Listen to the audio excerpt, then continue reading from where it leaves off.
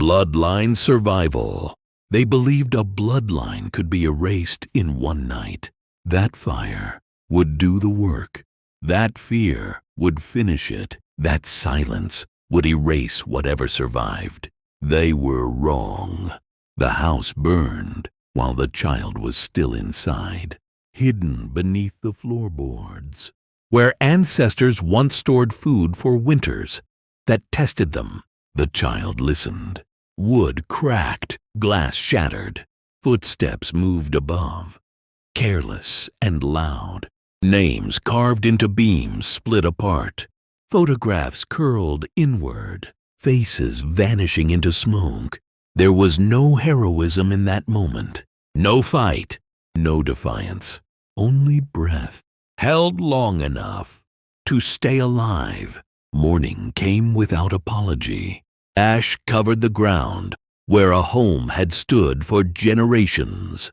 The sky was clear. The world moved on. That was where survival began. The child grew older and learned something most never do. Survival is not loud.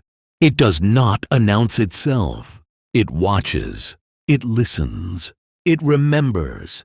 The world rewrote the story. Those responsible spoke of peace, of order, of moving forward. They trusted time to bury the truth. But blood remembers what history tries to forget. Fragments were gathered over years. A name spoken too quietly. A record that didn't align. A confession disguised as humor. Memory became discipline. Silence became protection. The bloodline did not vanish. It compressed like a seed beneath frozen ground, waiting. When the truth finally surfaced, it did not arrive as fire. It arrived as light. Documents emerged. Stories aligned. Lies collapsed under their own weight. The same names appeared again and again, not as heroes, but as erasers who failed. There was no revenge. None was needed. History had already chosen how they would be remembered. On the land where the house once stood, something new was built. Not a fortress, not a monument, an archive. Open doors, long tables, walls lined with names once burned. Children walked its halls freely. They asked questions without fear.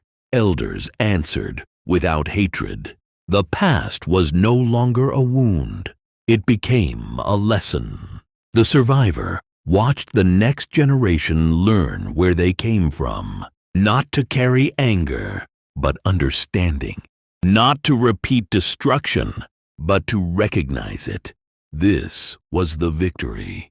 At night, when the archive was quiet, the survivor sometimes sat alone, not listening for ghosts, listening for continuation. It was there, in laughter echoing down hallways, in new names written beside old ones, in the certainty that the bloodline had not survived by fighting fire with fire. Pause. It survived by refusing to disappear. They tried to erase a bloodline. Instead, they proved something greater.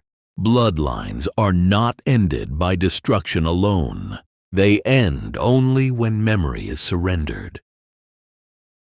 And this one